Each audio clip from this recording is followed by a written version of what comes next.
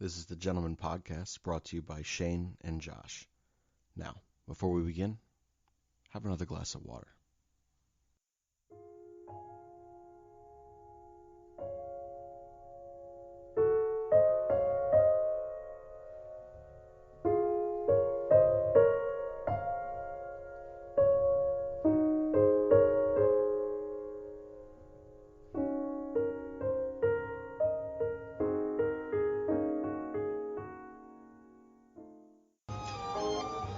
Would you like to learn to tango, Donna? Right now?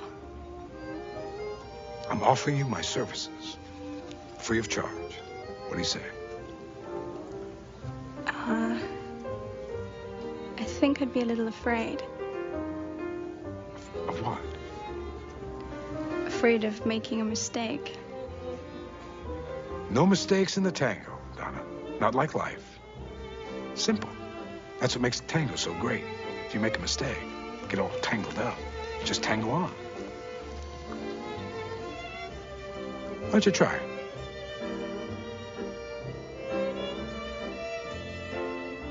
We try it? All right, I'll give it a try. So that is Scent of a Woman, Al Pacino, Gabrielle Anwar, Chris O'Donnell's in there too. And it is, for me, that is just like one of the most romantic moments, romantic scenes, even though Al Pacino's a little hoo-ha-tastic in general, but that particular scene and that particular movie, that's just magnetic. And that is something we wanted to talk about a little bit today. We heard some feedback and thought we could build upon some of the other conversations we've had and talk about romance. Yeah, in that scene in particular, like there is like a palpable passion and energy that comes across that screen. Again, it just hits. And Josh had recommended this scene, and it was one of the few times where we were like, yep, that's the one. We're gonna roll with that. It just made sense, and hopefully, some of the stories and some of the things that we say today will also just kind of hit and make sense. Romance is such a broad topic; it can mean so many different things for so many different people. But I'm excited to talk about this one. I would go so far to say I think both Josh and I are fairly romantic individuals, or try to be, I should say, each day. With each other and with others. Always with each other. With others. Always with each other and with our partners. We Fair. And with them. And with them. And with them. So Shane, what would you define, or what do you have a sense of what you think, romance is? How would you explain that if you had to try to tell someone before we even say what does it mean to you? Like, how would you describe it? I think almost exactly as what I just mentioned. When you can really truly express or receive passion, to me is where romance kind of starts and begins. That can be literally romantically, with your partner, and that could be something so completely and vastly different. You can take a look at the way that a story is told, and you can just feel the essence of passion there. And to me, that is at its core romance and romantic. How about for yourself? So if I had to define romance, for me, I would say it's a moment or a circumstance that is brimming with anticipation. I like that. That anticipation is built on uncertainty. And then that is right on top of connection. And I think when you put those three things together, you create a very romantic moment. And the reason I say all that is that, connection does not necessarily need to be like a sexual or physical connection. And I'm sure we're going to talk about that as we go through. But you can just have connection with someone. And maybe it's a friendship, or maybe it is potentially romantic. But there's an uncertainty of how certain things may play out. And I think that part of that, too, is the excitement of anticipation. I don't know where this is going to go. Is this going to go somewhere? Because I think, at least in my experience, after a certain point in connection with people, if you first meet someone and you don't know, is this going to be a partner or just a really good friendship? Later, you may not have those kind of romantic experiences. Once things begin to get defined because you've removed uncertainties, and that's okay. That's totally natural. That's part of the process. But I think when you put those parts together, that's the recipe for me. And I think that's what starts to really create the moment of romance and the feeling of it. I think that's absolutely perfectly said. The word anticipation, it's weird sometimes when you and I talk, Josh, in these shows, you'll say something and I'll be like, man, that's exactly what I wish I could have described 30 seconds ago. And that is very much so, to sit there, and I think that there is that excitement and curiosity. And when your subconscious is kind of filling its spaces there with what could be, and you're trying to define that moment or future moments. I think that anticipation in itself is just a really good category of romance, or category to build romance. So I think that's a pretty spot on definition there. Well, thank you. I'm glad that I checked that out. So listeners, now I'm done. I don't have to speak now for the rest of the episode. I've done my part. I don't need to tell you some of my romantic experiences. I'm done now. So good night, ladies and gentlemen. I've made my joke. The jerk store called, and they're all out of you. I'm quitting while I'm ahead. Perfect. So Shane, so now that we've got kind of a working definition for ourselves in this moment, what does romance mean for you? Would you say, how do those things connect in terms of like romance and intimacy? Sure. Or maybe there's not a difference. How do you interpret that? Yeah. No, I definitely think there is a difference. And I don't necessarily believe that the difference is purely physical.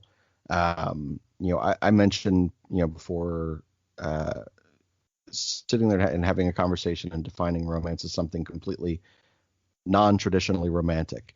Brad Pitt says a line in the movie Moneyball.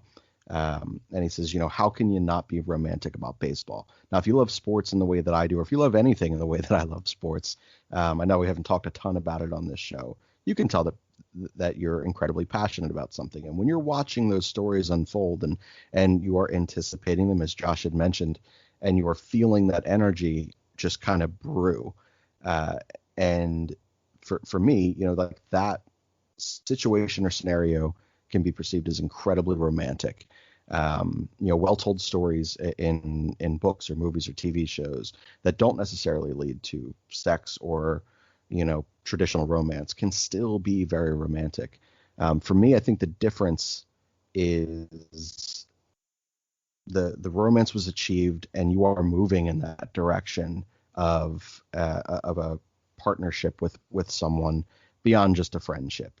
And there's a level of vulnerability there that is now accepted by both parties. I think for me, that's kind of where intimacy hits. Whereas before, you're still feeling each other out, or you're feeling the situation out. There isn't that defined moment there that when you enter intimacy, you kind of have. Is it similar for you? I feel like at this point, you're probably going to explain that significantly clearer than I could. No, I think I think you set that up really well. And I think that I think the concept you're talking about, so for me, me personally, I think there is like two different things, romance can be a thing. And by that, you were using that baseball kind of setup, right? And I think part of romance, when we describe it, not necessarily the definition, but an element of this is like fantasy. And so to use that baseball analogy, when the underdogs it's the bottom of the ninth and it looks like they may pull it out, we've romanticized that. There's a fantasy here that if you work hard enough, and it's the team, they're going to pull it off. They're going to overcome the odds. And that is romantic. And that's a thing, you know what I mean? So that's an experience that isn't personal. To your point, and this is for me. So again, there is a difference. The intimacy comes in when you are more on a one-to-one connection, and this could be platonic or it could be sexualized. It doesn't matter. but there is a revelation. The walls are coming down, and you are sharing parts of you, the depths that make you. I think that's the difference between those two. That doesn't mean that they don't interconnect. You know what I mean? If you're using that example, you're in a stadium full of people, and you're all experiencing this underdog story, or you're all sharing it, and that is a communal experience. But that's not the same as having that cup of coffee with someone and having a one-on-one and having a connection and being uncertain what's going to happen next. Yeah, I think that's very well said. I think, again, it comes to a vulnerability and acceptance of that vulnerability in a more personalized connection. And I do think that's the difference in intimacy there. Not to say that either of those situations couldn't be, as you mentioned, sexualized. They certainly can be, but again, I do think that, that vulnerability is the word I'm going to keep falling back to there in terms of intimacy. Hits a little differently when it's a one-on-one type of connection built or being built. All right, so we've defined the word romance. We've kind of expressed what it means to us in various situations. And I guess one thing that we've danced around on a lot of our episodes so far on the Gentleman Podcast is the sexuality of things. We've given a little bit of a tidbit, but we haven't given it a lot of time. Now, obviously, when you were speaking about romance, sexuality is going to come into this, and intimacy in that respect and regard is going to come into this. So I guess I'm wondering, Josh, if you have any stories from your past of a romantic evening or a romantic moment that did culminate in that type of an experience. Well, I do have a good example, but I think well, let me explain it. So yes, the short of it is yes. And when I'm done telling the story, so not that particular night, but the subsequent night, that's where, but the point is they build upon that one thing I mentioned earlier about that anticipation. So yeah, one of the best dates, and I got a couple stories, but probably one of the better dates I ever had was just a complete and utter shit show of poor planning on my behalf, and it wound up becoming this for me at least, and I'm pretty sure for her as well, became this unbelievably romantic moment. I had met a girl through a friend, and we were chatting, and I asked her for a date, and she said yes. And there was a New Orleans Creole French restaurant down in South Philly. It's not even there anymore. And I really like this place. And so I asked her, would you be interested in let me take you to dinner? And she said, yeah, let's do that. So we picked like a Saturday night. And my memory was there was something going on, so we couldn't make it too late. Like I think she had to be somewhere, or she was coming from somewhere. I can't recall. So we picked like a let's say a 4 p.m., like an early kind of supper type thing, right? Thinking, okay, well, we'll go have enough time to eat, grab a couple drinks, something like that. Probably would have really been good for me to look up their hours of operation, which I did not do. And then, and Hollywood cannot write this better. But so I get down there Saturday. It is pouring rain. I mean, it is just like storming cats and dogs. It's just like, it was horrible. I park my car on like a corner. You can't even see where you're going. And I, wind up running up to this restaurant to find that it is closed and the door's locked. And I'm like, you have to be kidding me. And then this young lady shows up, and I'm like, I am so sorry. And it's in that moment where I think both of us thought it was funny, but we're like getting wet, we're outside, and like we're both like, okay, well, where can we go? We turn our backs, and then the door opens, and there's this guy, and he's like, hi, and we're like, hi, how are you? And he's just like, yeah, we don't open for like another hour and a half. I'm really sorry. I explained, I said, it's my fault. I said, for some reason, I guess I thought you were open earlier, so I'm really sorry. And he's like, it's not a problem. You want to come in? And I was like, yes. And so he's like, the kitchen's not fully open, but, come on in. So he lets us in. The place is completely empty. It's not open for service yet. And he's like, I can serve you drinks, and I can do some, like, real basic appetizers.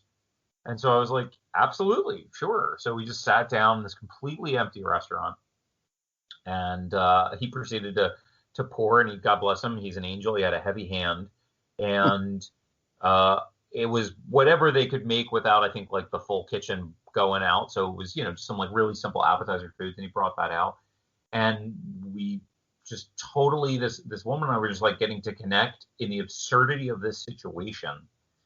Um, and I think, and again, alcohol, social lubricant, but like it just felt like we were really being honest with each other and like talking, and there was connection. And we started talking to the guy behind the bar who's serving us, and like, hey, thank you so much, and getting his story.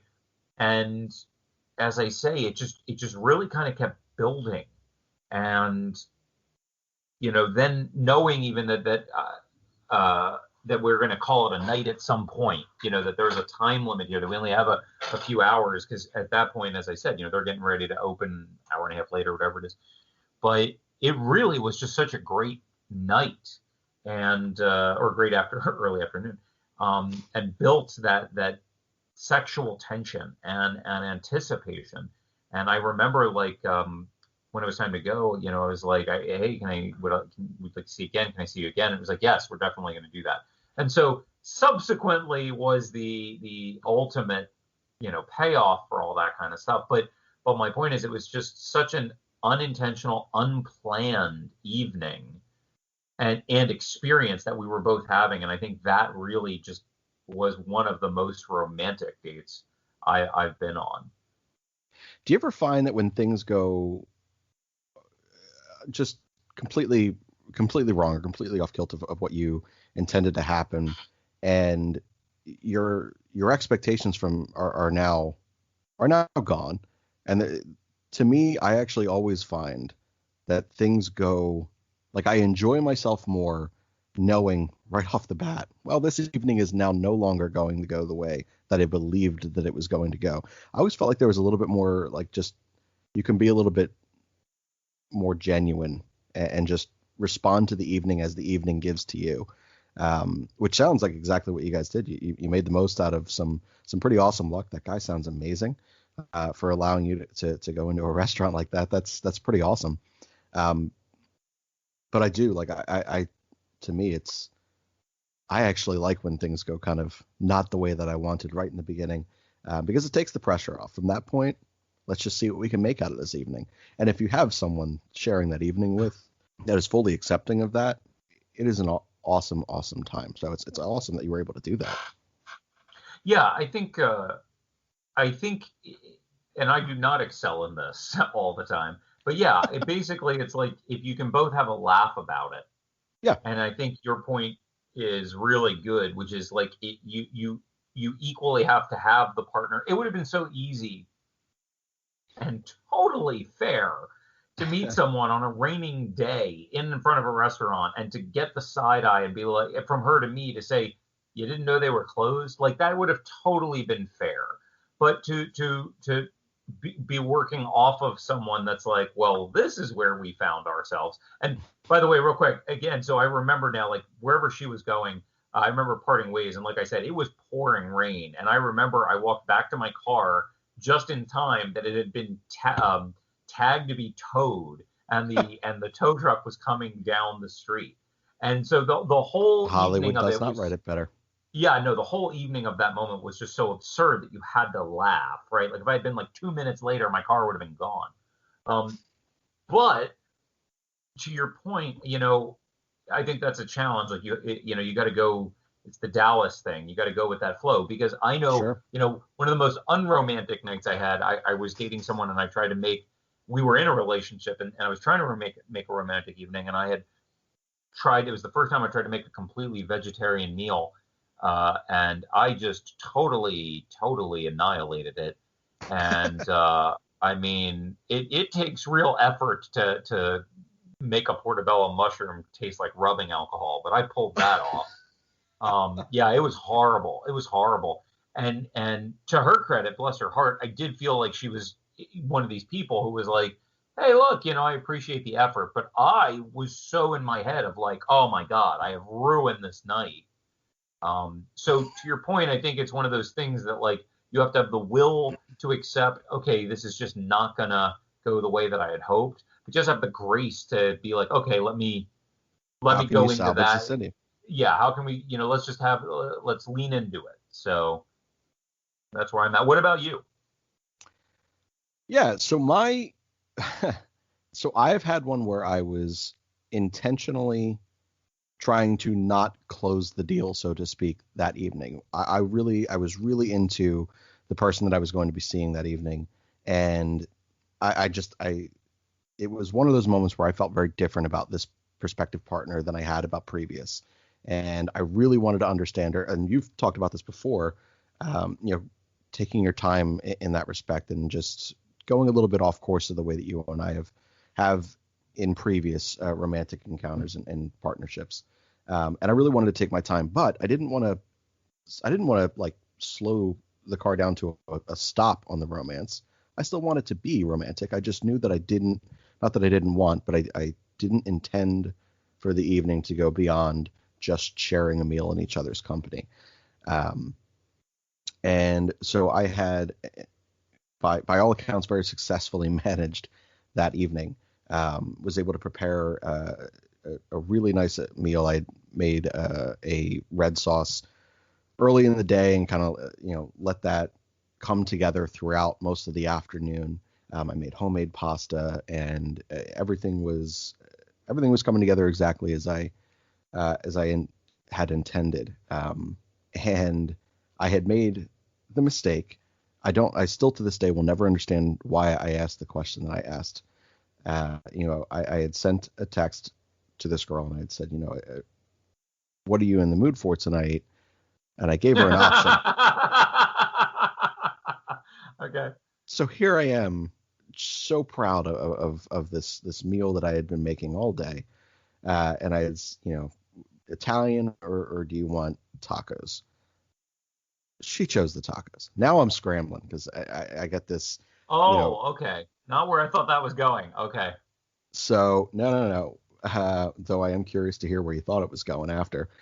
But you have to adapt, and you say, all right, made the mistake.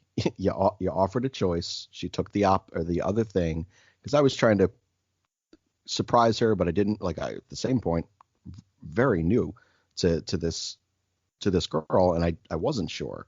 Wow, maybe she doesn't like Italian food. Like, I really should have checked this. So for me, it was more of a safety net of like, let me just hope to God she says yes, because who doesn't like Italian food? She does, by the way, just not that evening.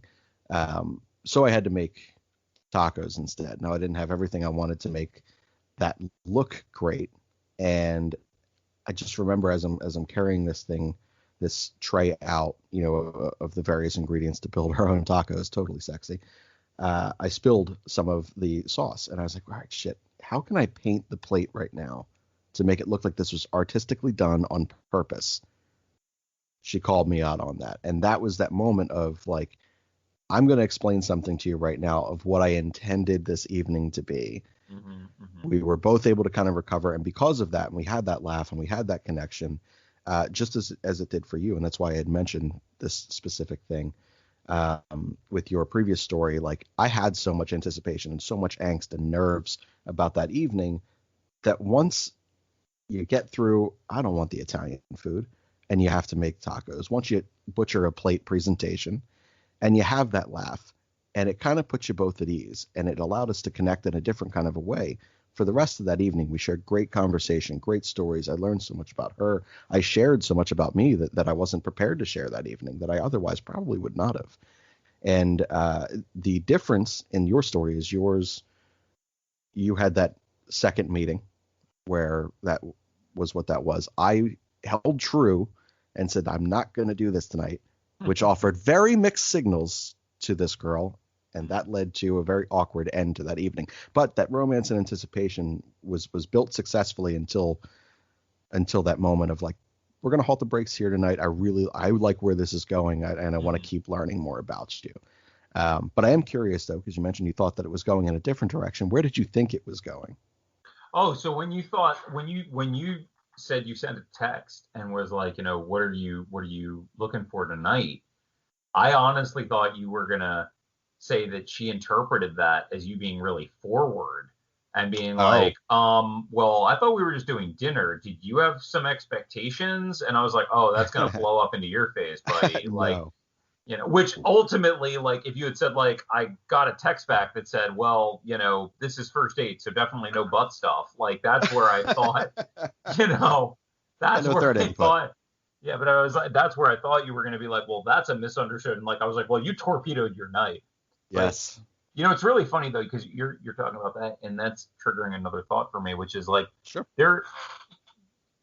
I think if you can remove intent too, that removes expectation, and that can also be a tremendous thing. You're talking about food, and I think I've told that story before, but like, yeah, food prep, that is, I have a very fond memory. I've had lots of partners, and you know, where food is a thing, that's fair, but I definitely have a distinct memory that always sticks in my head. And I was in California, and I was seeing a woman, and I mean, we both knew what was happening that night. Don't get me wrong at all. But so it was not like I'm making dinner for you to wine and dine you. We both knew that sex was going to be on the table, figuratively. But my memory was, I think she was in a play earlier that day or some such thing. And so I saw that, and then I was like, oh, hey, give me your keys. I'll just go make dinner. And that way when you get home, we have dinner. So I did. And I like, so she came in, fucking smallest kitchen, and it was hot as hell. And I had shaved my head, and I'm standing there in like a wife beater t-shirt, sweating, making this meal. And I was just like, it'll be ready like really soon. And I was like, sit down, like, tell me how the rest of your night went, you know, after the show. And like, I poured her a glass of wine, and she was like ready to go in that moment. Oh yeah. She was like, oh, this is fucking hot. I'm like, oh, okay. So there was no intent of trying to create a romantic moment. There Sure. was truly just I'm respecting this other person. I'm doing this thing.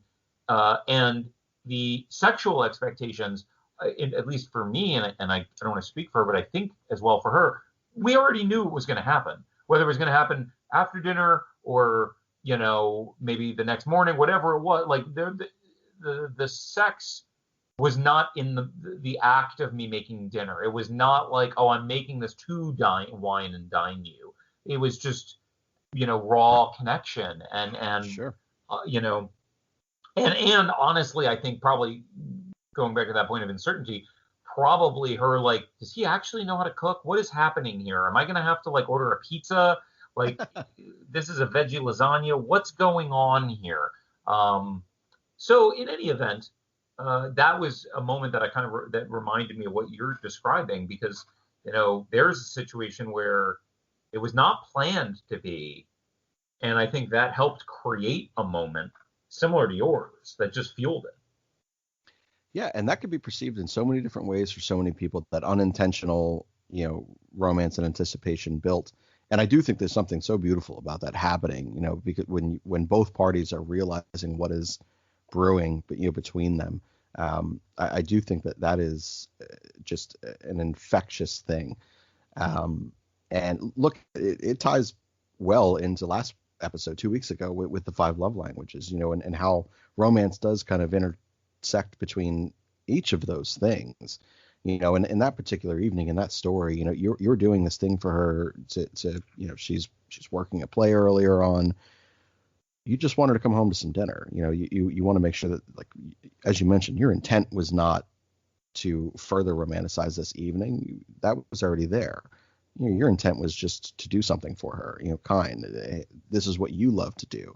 And I think probably seeing you in your element in that particular way is something that, again, is a palpable energy in and of itself. Well, I'm glad you brought up the love language thing. Yeah, I was going to say, so there's one where clearly that was checking boxes of her love language, whatever that looked like. You know what I mean? So that was not even like we had talked about that or anything like that. Whatever that looked like, you know, whether that was her perceiving that this was an act of service, whether this was her perceiving that I had created, you know, carved out some kind of quality time moment, whatever it was, yeah, you're you're absolutely right that must have tapped into that, because I think they're all connected that way. Yeah, I very much so agree. And again, I do think that it's incredibly interesting when you are in the process of getting to know someone. I do think that romance and the way that it intertwines with any of those five love languages really sets you up to understand that prospective partner in a way that you otherwise would not if romance was not necessarily immediately seen or shown or displayed in whatever particular way. Yeah, so I was going to say, so I'm curious too, so how does, because, we're talking about a lot of the moments of getting to know you. And everyone knows this isn't, some state secret, but, when you first meet someone, it's new chemicals, it's Sure. Endorphins, it's sexual attraction, it's all these things, right? But ultimately, ardor cools, and especially if you segue into like an actual long-term relationship or something like that. So I'm curious, do you find that you put more energy into creating romantic moments early in a relationship?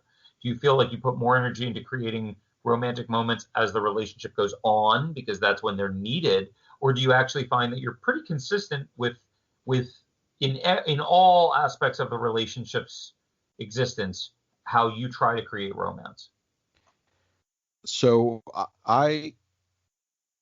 for me, I would say I'm fairly consistent. I will say that I try to be cognizant of what our relationship may need if we are in a lull, if there's something that can kind of spice it up a little bit more, but for me and throughout the beginnings of relationships, through that first decline off of that honeymoon phase back up to like that place that you kind of level off at, throughout each one of those three phases there of that relationship, that romance may spike a bit here and may drop a bit there, but for the most part, it rides fairly consistently for me because I believe that is something that drives a relationship, and it drives the energy of a relationship.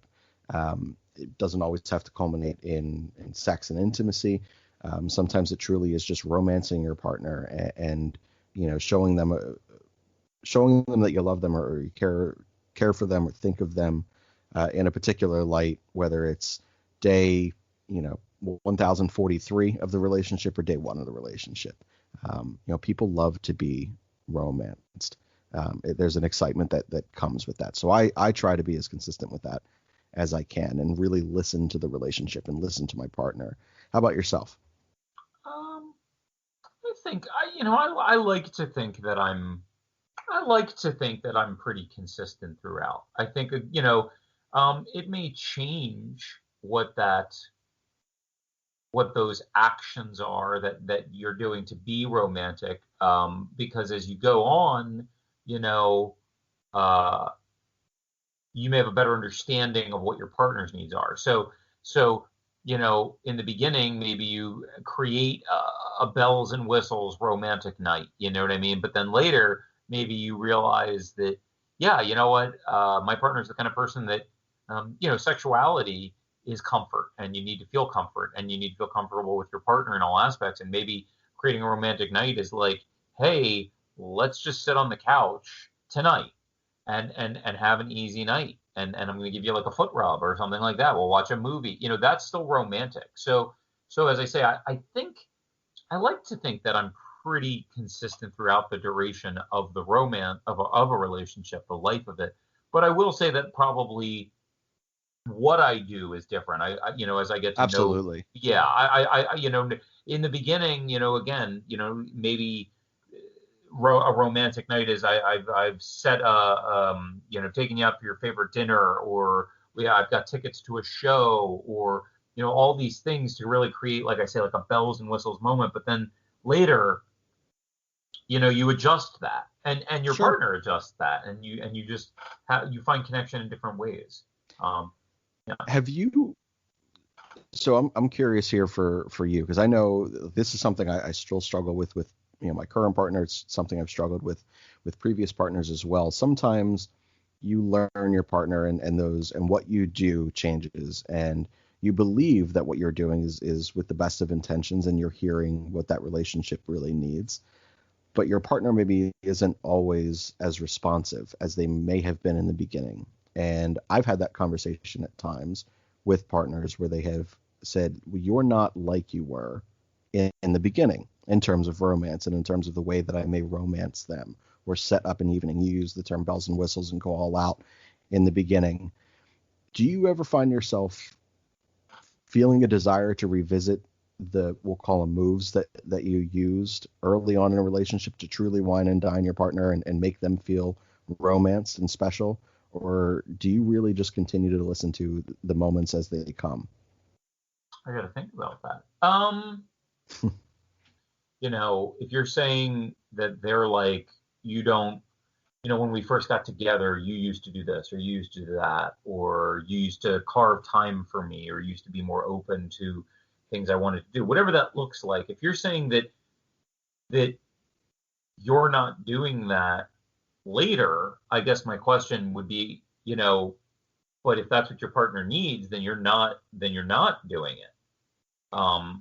If you're saying, well, my observation is that they actually don't, that's something that's nice, but it doesn't seem like that's really the thing that checks those love language boxes, to go back to that. Sure. So I guess I guess it's like, it's hard for me to answer that question, because it's like, well, we always have to find a way to spice things up, So in the beginning of a relationship, again, it's all endorphins and excitement, and sure. And on a physical level, many times, not all the time, but on a physical level, the sex is exciting and animalistic, and it's just really fulfilling. So just to make that as a physical aspect, but as you go on in a relationship, it takes more energy to create that kind of physical connection. So, and I guess that's where I'm at with that, to me, because there isn't, in my opinion, or in my experience, I should say, I don't know that you can recreate the initial excitement of those romantic moments in romancing your partner. It's a different style of romance, whether you're doing the same things that you did those opening months of a relationship or variations of those things. The fact it's been experienced, it's been had, and it may not hit the same in year 3 or year 5 or year 10. Sure. And yeah. So, but I guess my point to that is like, but is that what your partner needs and is looking for? Because if you're saying you don't get that fulfillment the same way, right? That's different than saying they don't get the fulfillment the same way. If you're saying like, they really do still respond and they really do like having those same experiences. I mean, there's some people that love going to the same restaurant every night. I guess what I'm trying to say to you is, well, if they still always want to go to the same restaurant and that really fills their love language, then if you're being a good partner, you do have to do that, and you should do that, but you should also carve out a way to say, hey, how about 2 nights a week we go over to this place and try this, because that way you can still have some of your love language and your needs met. I don't know if that helps or answers that, but it's, as I said, I think it still falls down to that like area of, well, what are they really looking for? What do they really need? Because I think I've been more in the boat where, and maybe I'm wrong, both parties, find the natural lull in the relationship after a certain point. So then you're both trying to find something different that to both stimulate you back. Okay, tonight you'll be the fire hydrant and I'll be the dog, but then tomorrow I'll be the fire hydrant, you'll be the dog. You just got to keep it fresh. When they find my OnlyFans page. Oh, we've brought it back.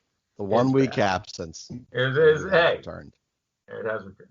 So I don't know if that helps you to define that answer for you, but like I said, I think it comes back to, like, again, if you're trying to be a good partner, what is romancing your partner looking like?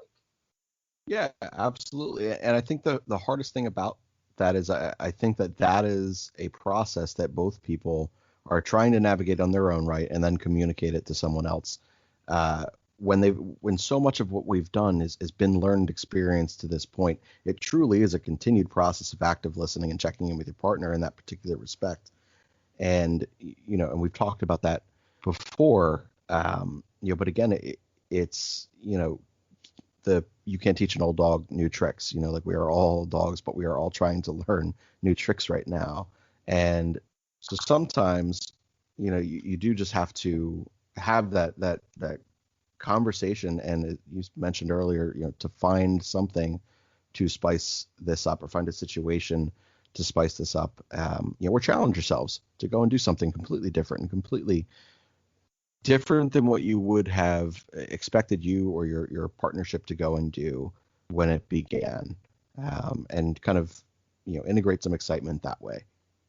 Yeah, I was going to say, I know where I fall on this line, which is I don't think so, but I'm curious. Sure.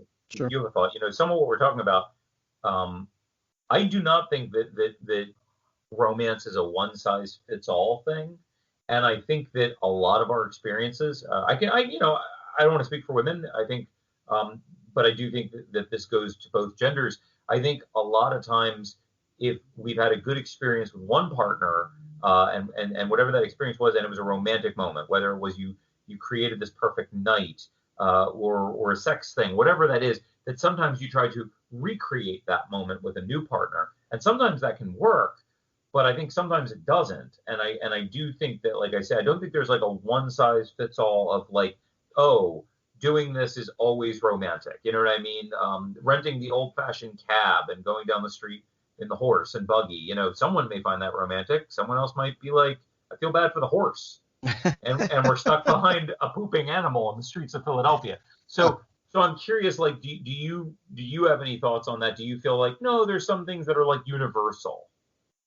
I'm sure there are things that are universal, but I feel like as long as you're being genuine to yourself, like, that's something that's just felt, by a partner, or is more easily felt if you're being genuine.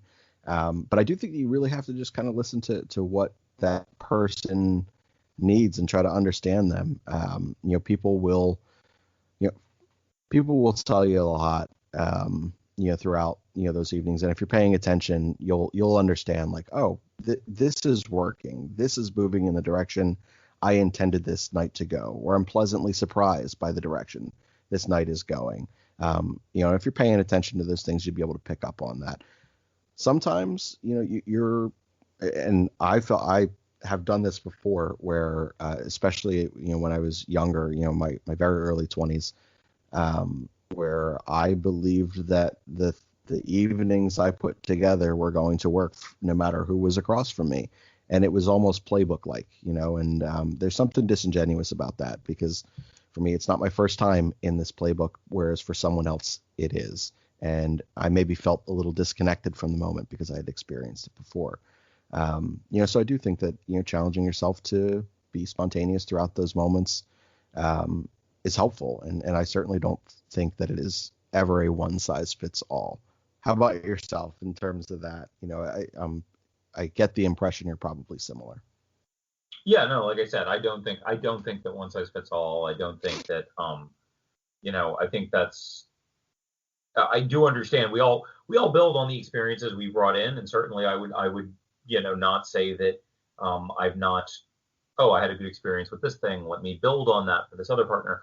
But I think you hit this on the head. It's like, it's about being genuine, and it's being about presence and genuine, and as I said, connection. So we all build from where we've come from, and that's okay. But when you realize that maybe it's not, it would be a huge disservice and disgenuine if you tried to romance one partner the same way you romance someone else, and then you got upset that the other partner wasn't as receptive. That is a huge, that's my point. There is not a one size fit all. And I think a good partner is going to say, okay, I'm listening, I'm observing, I'm reflecting back what I think they need, or where I feel like they are having a positive response to the things I'm doing. That's my impression.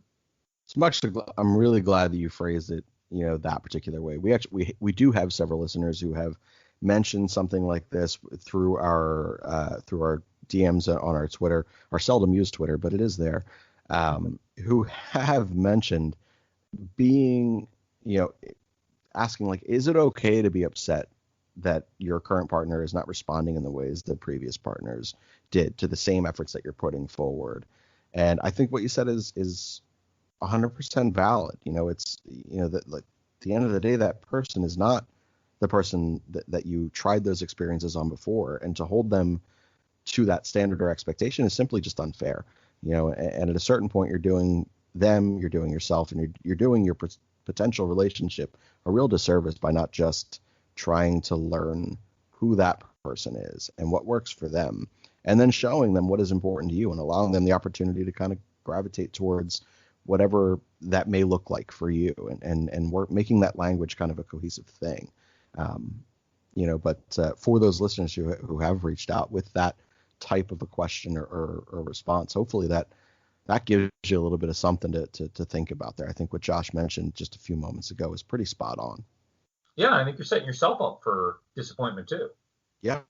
You know what I mean? Like, that's just not, that's you're setting yourself up for frustrations, and that's not cool either. Just like, yeah, that's not fair. And I've had that. I've been on the other end of that too. I've definitely had partners where I've had to say, I really appreciate that you're doing X, Y, and Z, but that's just not, that doesn't do it for me. And they'll be like, oh, okay, well, I'm sorry. And it's like, yeah, I'm not trying to hurt anyone's feelings, but I also am going to speak up for myself and say, like, I appreciate the energy that you're putting out, but I don't want you to do something that, I can see you're trying to get a reaction, a positive reaction. You're investing that time. Like, that's really appreciative, and I appreciate that. But that's the thing that doesn't do it for me. Whatever that, on our love language list. So yeah. Yeah.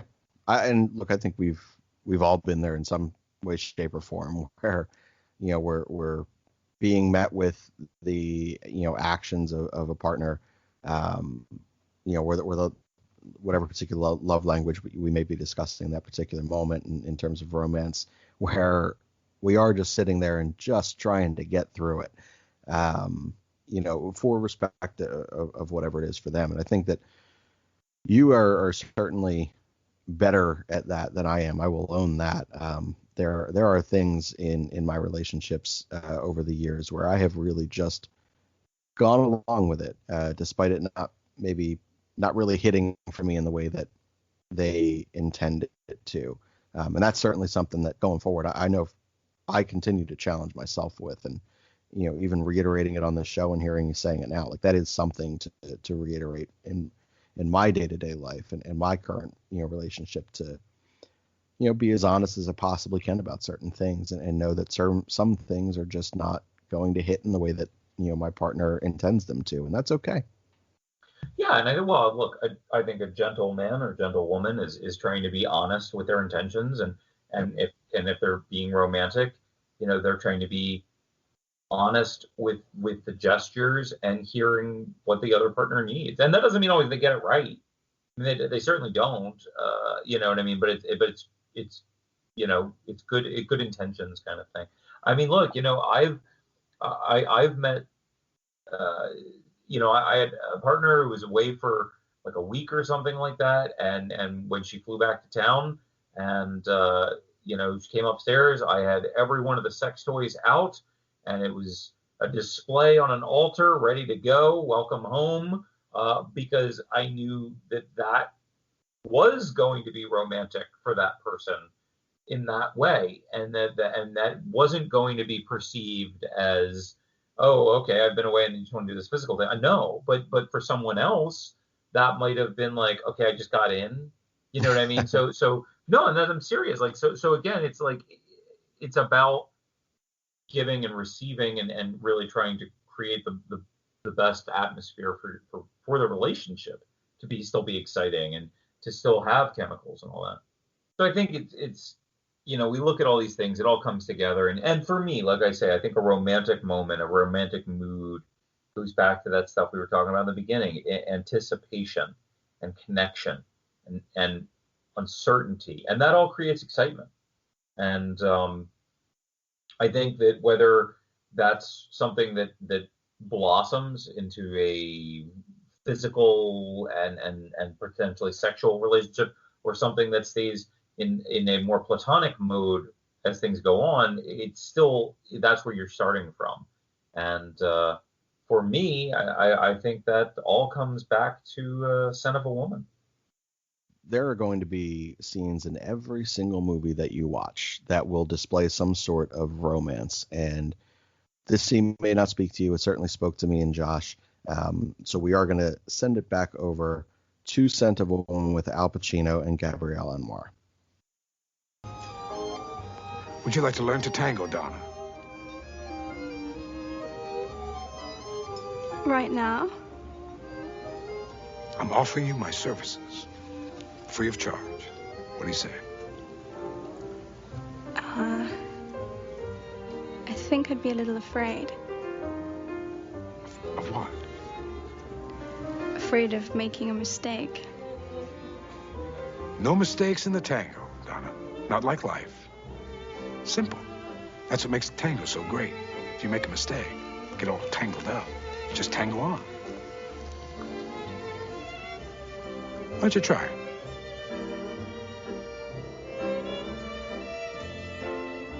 We try it? All right, I'll give it a try.